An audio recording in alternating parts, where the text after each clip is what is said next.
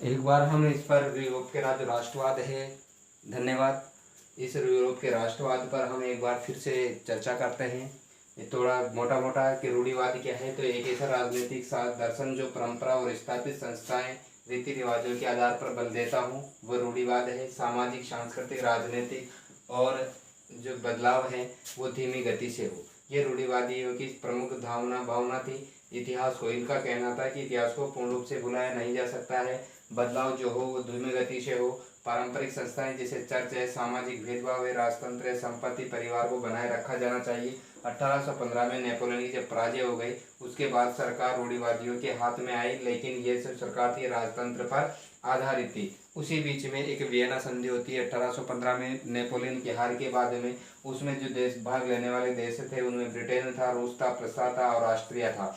Austria का जो chancellor था वो ड्यूक मेटरनिक था, और ड्यूक मेटरनिक के अगुवाई में ही यह संधि की गई, ठीक है ना। और ये जो वियना की संधि का जो मसला तैयार किया गया इस समय इन देशों के द्वारा, और ऑस्ट्रिया के जो चांसलर ड्यूक मेटरनिक है उसने इसकी मेजबानी की, इसकी अध्यक्षता की, और सबने इसको 1815 के बाद में इस पर क्या हुआ, संयुक्त रूप से इस देशों ने हस्ताक्षर किए। अब इसका जो प्रमुख उद्देश्य था वियना संधि का, उद्देश्य क्या था कि बदलावों को समाप्त करना है। बुर्बो जो राजवंश था, यानी कि फ्रांस की जो क्रांति हुई, तो वहाँ का जो राजा था, या वहाँ का जो सम्राट था, सम्राट लुई 16, उस लुई 16 के जो सत्ता समाप्त हो गई थी, उस सत्ता को वापस लाना, या उसकी जो विशेषाधिकार दिए गए थे वो विशेषाधिकार को वापस दिलाया जाना चाहिए। 1815 ईस्वी में स्थापित जो रूढ़िवाद है, शासन है, उस शासन व्यवस्थाएं क्या थी, निरंकुश थी, ये थी। अब हम बात करते हैं कि इंग्लैंड जो है, उस इंग्लैंड का उदय कैसे हुआ। तो इंग्लैंड की बात करें तो इंग्लैंड जो देश है, ठीक है, इंग्लैंड जो देश है, इंग्लैंड का उदय की बात करते हैं, यानी कि जो ब्रिटेन है, ब्रिटेन का उदय। और जो ब्रिटेन का उदय होता है, उस ब्रिटेन के उदय के कई कारण थे। ब्रिटेन का जो उदय है, ब्रिटेन का जो विकास है वो क्या है कि ये जो ब्रिटेन का उदय है इसके कई कारण रहे हैं कि जो ब्रिटेन है, इंग्लैंड है, ब्रिटेन का जो उदय है, उदय एकदम एकदम न होकर किस रूप में हुआ, क्रमिक रूप से हुआ, ठीक है ना। यानी कि ब्रिटेन एकदम विश्व के सामने नहीं आया, बल्कि इसका जो विकास है वो धीरे धीरे हुआ है। इसके कई कारण रहे हैं। दूसरी बात कहा गया कि 18वीं सदी से पहले की बात करते हैं। 18वीं जो सदी थी, 18वीं सदी से पहले विश्व में कोई ब्रिटेन राष्ट्र नहीं था, ठीक है ना। 18वीं सदी से पहले यहाँ पर कोई ब्रिटेन राष्ट्र नहीं था विश्व के अंदर। इन्होंने क्या किया है भाई, राष्ट्र नहीं था, इन्होंने क्या किया कि ब्रिटेन के जो लोग थे, ब्रिटेन के जो राष्ट्रवादी नेता थे, उन्होंने 1688 ईस्वी में, इन्होंने क्या किया भाई, 1688 ईस्वी में, 1688 में आंग्ल संसद में, 1688 ईस्वी में जो आंग्ल संसद थी, आंग्ल संसद, उस आंग्ल संसद ने सत्ता को क्या कर दिया, इन्होंने ब्रिटेन की जो सत्ता थी उस सत्ता को राजतंत्र से छीनकर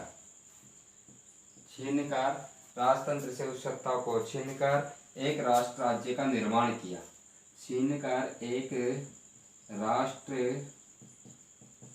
राज्य का निर्माण किया, ठीक है। यानी कि ये कोई देश एकदम उदय नहीं हुआ है, बल्कि किसी सत्ता को छीनकर यहाँ पर राष्ट्र राज्य का निर्माण किया गया। और सन 1707 ईस्वी में इंग्लैंड और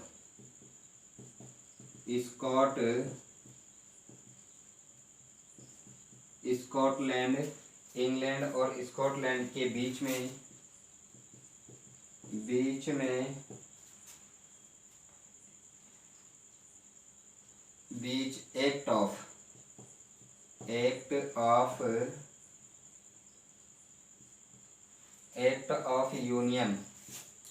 एक्ट ऑफ यूनियन नामक समझौता हुआ। एक्ट ऑफ यूनियन समझौते के तहत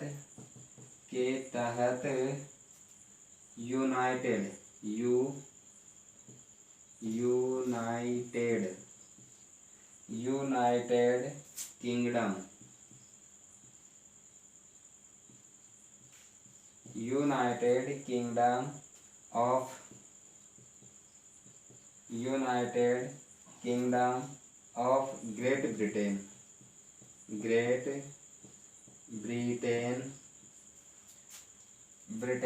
का क्या किया गया,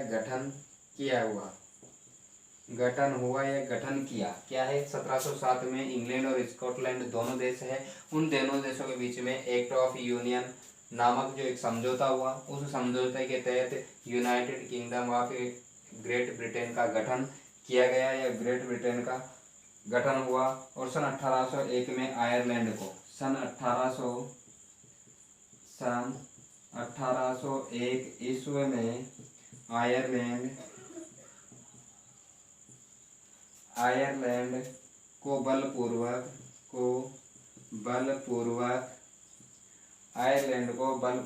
यूनाइटेड ऑफ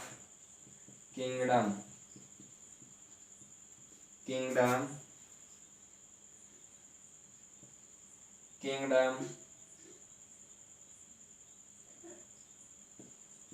में मिला दिया गया। ठीक है, यूनाइटेड ऑफ किंगडम में इसको बलपूर्वक मिलाया गया। इस तरह से मिला दिया गया और इस तरह ब्रितानी राष्ट्र का निर्माण हुआ। और वर्तमान समय में यानी कि आगे चलकर कालांतर में इसे ही ब्रिटेन कहा गया। ठीक है, इसे ही कालांतर में क्या किया, कहा गया भाई, ब्रिटेन कहा गया।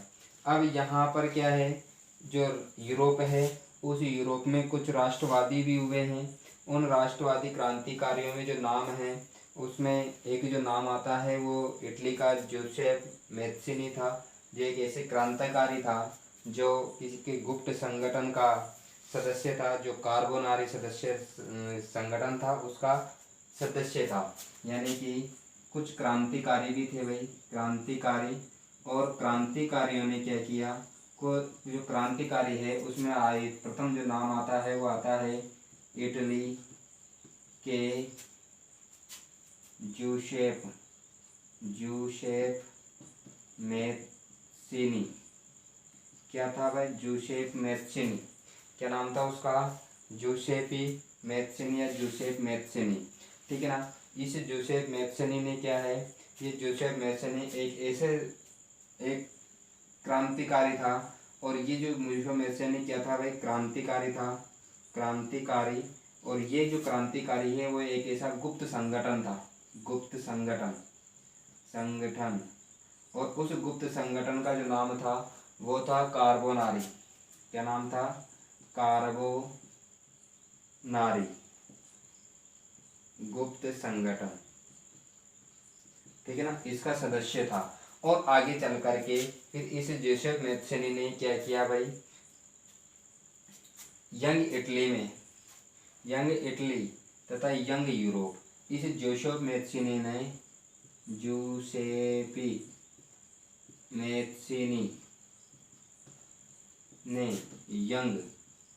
यंग यूरोप, ठीक है ना, यंग यूरोप और यंग इटली यंग इटली नामक गुप्त संगठनों की स्थापना की। ठीक है ना, इसने क्या की भाई, इनकी स्थापना की। और जो क्या है भूमिगत थे, गुप्त संगठन ने स्थापना की या भूमिगत जो स्थल है उनकी स्थापना की। और इसमें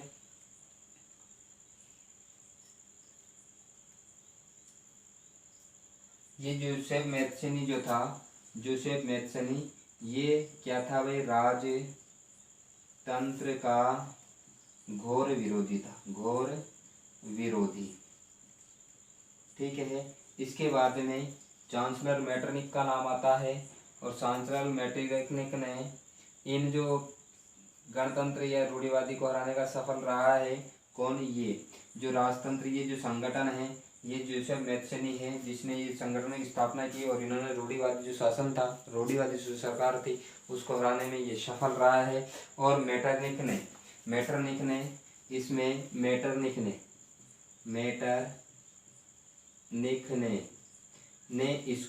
मैटरनिक ने इसको क्या कहा है, मैटरनिक ने इसको हमारी सामाजिक, इसने कहा कि हमारी सामाजिक, मैटरनिक ने कहा कि हमारी सामाजिक व्यवस्था का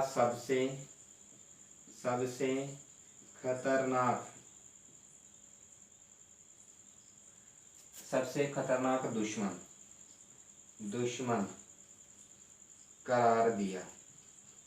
किसको दिया भाई, जोसेफ मैथ्सनी को। ठीक है ना, तो इस प्रकार से कुछ क्रांतिकारी रहे हैं जिसमें जोसेफ मैथ्सनी का नाम सबसे महत्वपूर्ण आता है। जो इटली का था, इटली का क्रांतिकारी था। मैटरनिक चांसलर था, कहाँ का, ऑस्ट्रिया का।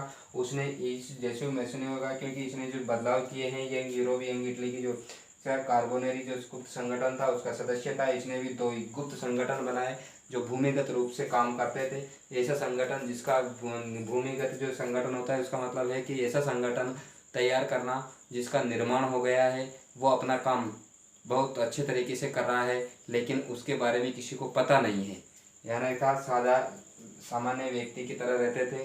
तो वो और अपना जो लक्ष्य था उस लक्ष्य की पूर्ति के लिए वो बराबर प्रचार प्रसार करते रहते थे। वो संगठन इटली, यंग यूरोप और यंग इटली नामक 2 गुप्त संगठनों की स्थापना की। और इसी ने क्या कर दिया भाई, जो रूढ़िवादी परंपराएं थी, रूढ़िवादी जो समाज था, रूढ़िवादी जो राजतंत्रात्मक जो शासन व्यवस्था थी, उसको हराने में ये सफल रहा है। इसलिए मैटरनिक ने इस जोसेफ मैथ्सनी को क्या कह दिया कि ये जोसेफ मैथ्सनी जो है वो हमारी सामाजिक व्यवस्था का सबसे खतरनाक दुश्मन करार दिया गया है कि ये हमारी शासन व्यवस्था का सबसे खतरनाक व्यक्ति रहा है। ठीक है, आज के लिए यही, धन्यवाद। आगे का जो हम टॉपिक चैप्टर पढ़ेंगे उसमें पढ़ेंगे इटली और जर्मनी का एकीकरण कैसे हुआ, इसके बारे में हम अगले जो पार्ट है उसमें अध्ययन करेंगे। धन्यवाद।